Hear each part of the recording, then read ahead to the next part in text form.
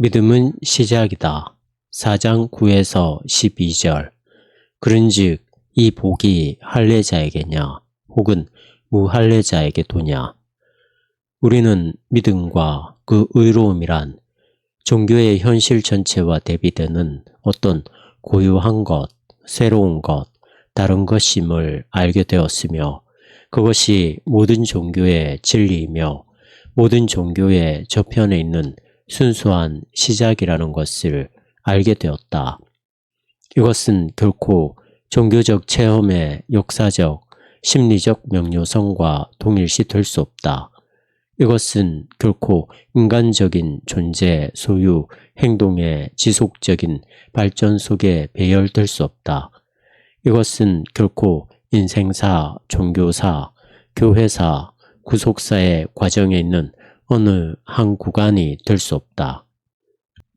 하나님은 율법이 주어진 현실들, 인간적으로 볼 수 있는 계시의 흔적들에 대하여 물론 그 주어진 현실들도 그분의 신실하심을 증언하기는 하지만 언제나 자유로우신 분이다. 우리가 이런 인식을 가지고 율법을 폐지하는 것이 아니라 오히려 세우고 모든 역사적인 계시의 참된 의미를 영화롭게 하는 일을 확증할 수 있을까? 그렇다면 다음과 같은 질문을 던져야 한다. 역사적 현실 속에 있는 종교는 자기가 하나님과 인간의 긍정적 관계의 전제요, 조건이라고 주장할 수 있는가?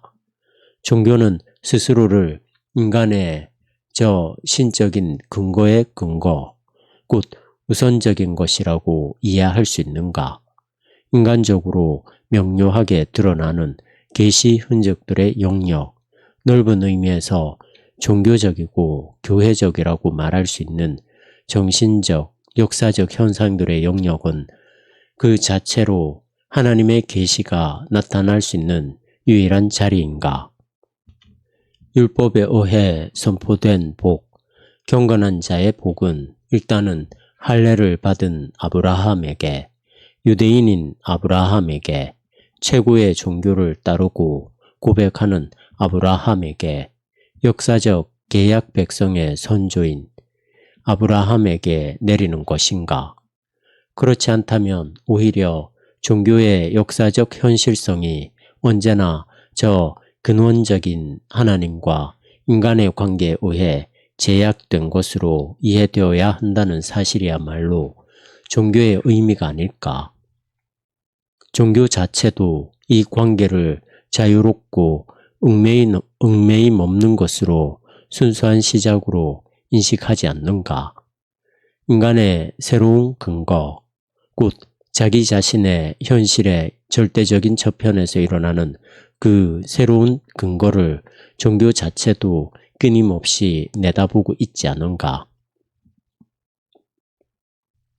하나님의 계시가 가능한 자리는 종교적인 현상 세계의 영역과는 언제나 그리고 도저히 가늠할 수 없는 크기로 다른 영역이라는 사실을 종교 자체도 알고 있지 않은가? 저 율법의 축복 선언은 아직 할례받지 않은 이방인 아브라함에게 해당되지 않으며 오히려 그의 제사장적 지위, 교회사적, 구속사적 지위와는 별개로 그저 중립적인 피조물이요 인간인 아브라함에게 해당되는 것 아닐까? 그러므로 하나님과 인간의 실질적 관계를 특징 짓는 생명의 선을 그 결정적인 의미 속에서 또한 종교적인 현실성에 대해서도 죽음의 선으로 파악하는 것은 마땅하고도 불가피한 일 아닐까? 우리는 믿음과 그 의를 저 모든 종교적, 교회적 존재와 소유와 행동과 관련해서도 순수한 시작으로 이해해야 하지 않을까? 무릇 우리가 말하기를 아브라함에게는 그 믿음이 의로 여겨졌다 하노라. 그런즉 그것이 어떻게 여겨졌느냐? 할례시냐 무할례시냐? 할례시가 아니요 무할례시니라. 무릇 우리가 말하기를 아브라함에게는 그 믿음이 의로 여겨졌다 하노라. 이것은 우리에게 이미 그 의미심장한 여겨짐, 산정됨을 증언하는 음성, 곧 율법의 음성이요 구속사의 음성이다. 우리는 다시 한번 이 표현에 담겨있는 지시를 따라가 보려고 한다. 이 표현을 필요로 했던 사람이 생각했던 것은 아브라함의 특성이나 상태, 곧 직접 눈에 보이는 특성이나 상태가 아니었음을 보여준다. 또한 그에게 아브라함의 의란, 아브라함의 할례와는 전혀 다른 차원의 특성이었음을 보여준다. 그도 그럴 것이 아브라함의 할례는 신적인 여겨짐을 통한 것이 아니고 새로운 자격을 부여하는 신적인 판결을 통한 것도 아니다. 그의 할례 그리고 거기에 내포된 것은 기적이 아니다. 다만 종교적인 현상의 세계에서 그가 관여하고 있는 목, 눈에 보이는 몫에 불과하다. 그의 의가 할례를 통해 제약된다면 그 의는 우리가 창세기에서 읽는 것과 같은 의가 아니다. 하나님께서 그렇다고 여겨주시는 의, 저편에 있는 하나님의 의가 아니라 그저 종교적인 의일 뿐이다. 할례시가 아니요 무할례시니라. 이것이 의로 여겨진 아브라함의 믿음이었다. 율법이 아브라함에게 부여한 의로움은 이러한 전제, 게다가 역사의 시간적 경과에도 상응하는 이러한 전제 아래서만 여겨진 것으로 이해된다.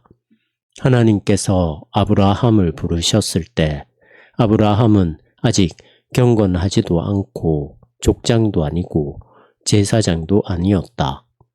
하나님의 부르심은 할례, 무할례의 대립, 종교, 비종교의 대립, 교회, 비교회의 대립보다 앞선다. 잠재적으로 그렇고 실제적으로 그렇고 다른 많은 경우와 마찬가지로 이 경우에는 심지어 시간적으로도 앞선다.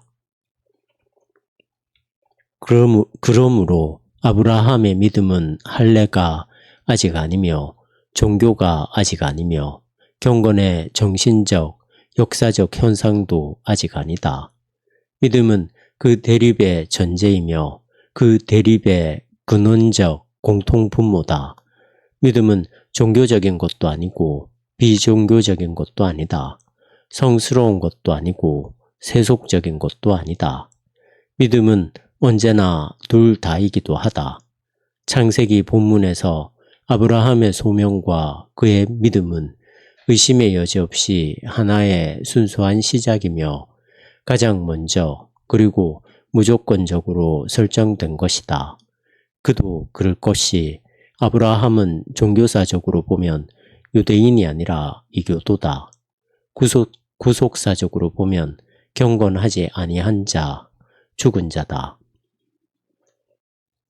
아직 경건한 자가 아니었다. 훗날에는 그렇게 되겠지만 역사적인 하나님 백성의 조상도 아직은 아니다.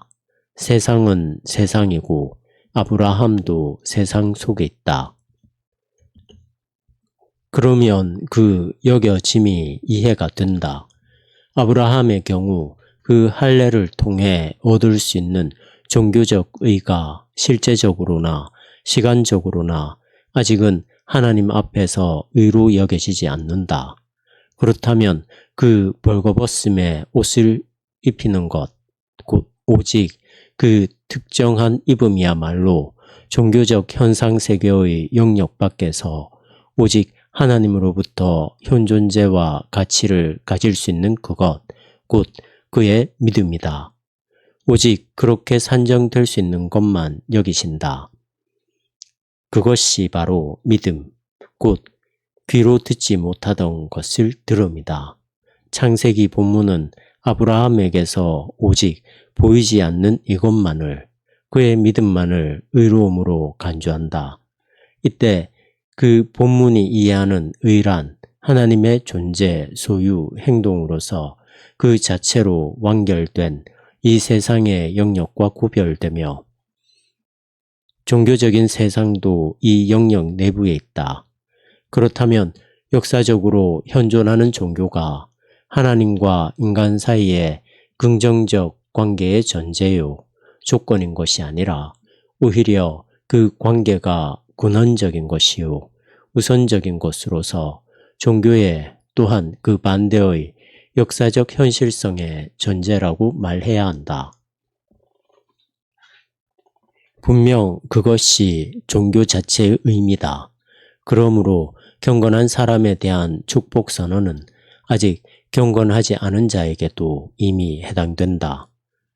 왜냐하면 그 사람이 복되다는 칭송을 받는 것은 그의 독실한 종교성 때문이 아니라 그의 믿음 때문이다. 이 믿음 이외에 다른 어떤 것도 그것이 경건한 사람의 것이든 아직 경건하지 않은 사람의 것이든 하나님 앞에서 의가 될 수 없다. 그가 할례의 표를 받은 것은 무할례 시에 믿음으로 된 의를 인친 것이니 이는 무할례자로서 믿는 모든 자의 조상이 되어 그들도 의로 여기심을 얻게 하려 하심이라. 또한 할례자의 조상이 되었나니 곧 할례 받을 자에게뿐 아니라 우리 조상 아브라함이 무할례 시에 가졌던 믿음의 자취를 따르는 자들에게도 그러하니라. 그가 할례의 표를 받은 것은 인친 것이니 표징, 증언, 모사, 기억, 지시는 모든 계시 흔적의 역사적 현실성이며 언제나 모든 역사적 현실성 저편에 있는 계시 그 자체를 지시한다. 아브라함 또한 모형의 현상세계, 할례, 종교, 교회에 참여된 일부다. 할례가 생겨나자 할례는 이스라엘이 하나님의 영원전의 결의, 경륜, 결정 안에서 따로 구별되고 그분이 선택하고 보내시는 민족으로 정결하고 거룩하게 되었음을 상기시키는 신체적인 기억으로서 필수적인 것이 된다. 종교는 인간의 정신에서 일어나는 믿음의 기적에 대한 반응, 필연적인 정신적 반응, 체험이다. 교회는 인간에게 쏟으시는 하나님의 행동, 결코 그 자체로는 역사가 되지 않는 신적인 행동의 역사적 표현이요, 역사적 매개 및 연결관으로서 결코 피해갈 수 없는 것이다. 이런 정신적, 역사적 내용과 비교하여 저 신적인 형식, 곧 의미를 부여하며 성취하는 형식은 저편에 있는 것, 결코 지워 없앨 수 없는 다른 것이다. 이 내용은 자기 자신 너머로 가파르게 솟아오른, 그런데 갑자기 끊어져서 수수께끼처럼 허공으로 돌출한 계단과 같다.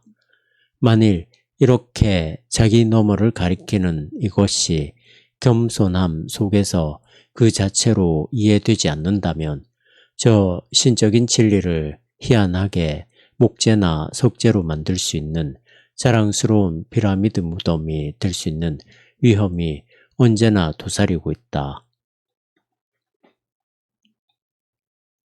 이것은 확인 도장이다. 또한 하나님으로부터 인간에게 닥쳐오며 하나님께서 인간에게 약속하신 새로운 근거와 지향과 구원에 대한 기억, 아침마다 새로운 하나님의 신실하심에 대한 기억, 오인될 수 없는 기억이다. 그러나 이것은 말 그대로 확인이기 때문에 아직 실현되지 않은 것, 아직 입증되어야 하는 것, 아직은 더 기다려야 하는 것, 곧 하나님과 인간 간의 언약의 이행을 가리키는 것이기도 하다. 어떤 계약의 목적과 성취는 그것을 체결하고 문서화하는 것과는 전혀 별개이기 때문이다. 하나님의 결의는 그 결의의 표를 영원히 앞서가며 하나님의 의도는 그 의도의 표를 영원히 넘어선다. 그것은 오직 수단으로서 알파와 오메가, 처음과 마지막 사이에 있다. 그것은 그 처음과 마지막을 향한 시선, 오직 그 시선에 대해서만 있는 그대로의 그것, 곧 가리키는 표이며 증언이다. 분명히 아브라함도 이런 부가적이고 임시적인 의미에서 할례의 표를 받았으며 그 역시 종교적, 교회적 현상의 세계에 참여되고 있다. 무할례 시에 믿음으로 된 의를 인친 것이니 아브라함이 할례의 표를 받기는 했지만 아직은 할례의 의미에서 이교도와 구분된 하나님의 친구로서 받은 것이 아니라 할례 받지 않고 믿은 사람으로서 받은 것이다. 아직은 종교의 의미에서 독실한 자로서 어떤 종교적 인격이 된 것이 아니라 체험 없이 하나님의 심판과 은총에 주목하게 된 자로서 그리 된 것이다. 아직은 교회의 의미에서 하나님과 인간 사이의 중재자 직무에 적합한 자요. 그 직무를 위해 부르심을 받은 자로서 이 언약과 관련하여 인간 편의 담당자가 된 것이 아니라 교회에 참여되지 않은 구계자로서 그리 된 것이다. 그의 무할례 시의 믿음이 의로 여겨졌고 이렇게 여겨진 의의 확인 도장, 그 의의 부가적이고 임시적인 표가 곧 할례다. 이는 무할례자로서 믿는 모든 자의 조상이 되어 그들도 의로 여기심을 얻게 하려 하심이라. 그러므로 아브라함이 받은 할례의 의미는 그 할례를 통해 조성되고 제약된 상태가 아니라 그 할례 안에서 인식할 수 있게 된 관계다. 할례는 현실적 가치가 아니라 증언의 가치를 가진다. 할례의 영원한 의미도 죽음의 선, 곧 종교적 현상의 세계마저도 그저 적나라한 현상계에 불과함을 정확하게 짚어내는 바로 그 죽음의 선에 있다. 할례, 종교, 교회는 어떤 것을 가리켜 보이는 표이고 증언이며 긍정적인 내용으로서가 아니라 그것이 부정과 감소와 죽음 속에서 파악되고 긍정될 때 그러하다. 아브라함의 할례 받음은 할례를 요구하지 않고 그의 경건은 종교를 요구하지 않고 그의 선별됨은 구별을 요구하지 않고 그의 재정일치적 위치는 교회성을 요구하지 않는다. 그의 정신적, 역사적 탁월성이 어떤 전통을 형성하는 작용을 해서는 안 된다. 한갓 표일 수밖에 없는 그 모든 것은 오히려 다른 것, 곧 표를 영원히 앞서며 표를 영원히 뛰어넘는 그것을 지시해야 한다. 바로 이 시간적인 것은 스스로는 감소하고 물러나고 죽어가면서 모든 시간적인 것의 이전과 이후에 있는 영혼에 관해 말해야 하며 아브라함이 직접 들은 그대로를 모든 아브라함의 자녀들에게 말해야 한다. 성도들의 시간적인 거룩함은 영원히 거룩한 것에 봉사한다. 그것은 어떤 것을 가리키는 손, 죽음의 선 너머를 가리키는 손, 그린의 발트의 그림에 나오는 세례자 요한의 손이다. 그러므로 아브라함의 할례, 종교, 교회성의 의미는 간접적인 것이다. 이것은 초대여야 하며 할례를 받게 하는 초대가 아니라 믿음을 얻게 하는 초대여야 한다. 이것은 주의를 집중시킴, 아브라함의 종교가 아니라 여겨진 그의 의로움, 눈으로 볼 수 없는 그 의에 주의를 집중시킵니다. 이것은 촉구, 곧 유대교로 나아오라는 촉구가 아니라 도무지 측량할 수 없는 하나님 앞에 굴복하라는 촉구다. 또 내 씨로 말미암아 천하 만민이 복을 받으리니 이는 내가 나의 말을 준행하였음이니라 하셨다 하니라. 아브라함의 할례가 의도하고 불러일으키는 것은 그의 할례로 말미암아 확인된 것, 곧 할례 받지 않은 사람의 믿음이다. 할례 그 자체는 문이 아니다. 예컨대 이방인이 유대인이 되기 위해 세상의 자녀가 경건한 사람이 되기 위해 반드시 들어가야 하는 문이 결코 아니다. 할례는 오히려 그 문에 대한 기억이다. 유대인이 이방인과 함께 모든 정신적, 역사적 차이의 저편에서 하나님 나라로 들어가기 위해 통과해야 하는 문이다. 할례 그 자체가 시작은 아니다. 오히려 하나님 앞에서 하나님으로부터 의로운 것으로 여겨진 믿음, 의로움 그 자체인 믿음의 시작, 요구, 약속에 대한 증언이다. 할례, 종교, 교회가 이런 목적을 섬기는 한, 이런 관계 안에 서 있는 한, 겸허히 자신의 세상성과 현세성을 의식하는 한, 오직 무할례시의 믿음으로 남고자 하는 한, 그것도 의로움의 자격을 갖춘 것으로 인정된다. 그것도 또한 수단으로서 영원한 시작과 마지막의 존귀함과 의미에 참여함이다. 그러나 그것이 세상보다 더한 것이 되려고 하고 무할례시의 믿음보다 더한 것이 되려고 하는 한, 종교의 교만함이 종교에는 원래부터 할당되지 않은 현실 가치를 요구하는 한 자격을 갖추지 못한 세상성으로 남게 될 것이다.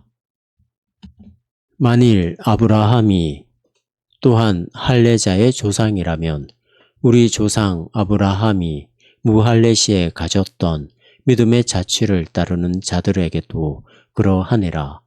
그러므로 굳이 순서를 따지자면 유대인이 먼저 이방인이 되어야 하고 종교적인 사람이 먼저 비종교적이 되어야 하고 교회적인 사람이 먼저 비교회적이 되어야 하는 것이 거꾸로의 순서보다 낫다. 그러나 그것이 중요한 문제는 아니다. 유대인의 소유나 이방인의 결핍이나 순수한 시작이 아니기는 매한 가지이기 때문이다. 플러스나 마이너스나 안 통하기는 마찬가지다.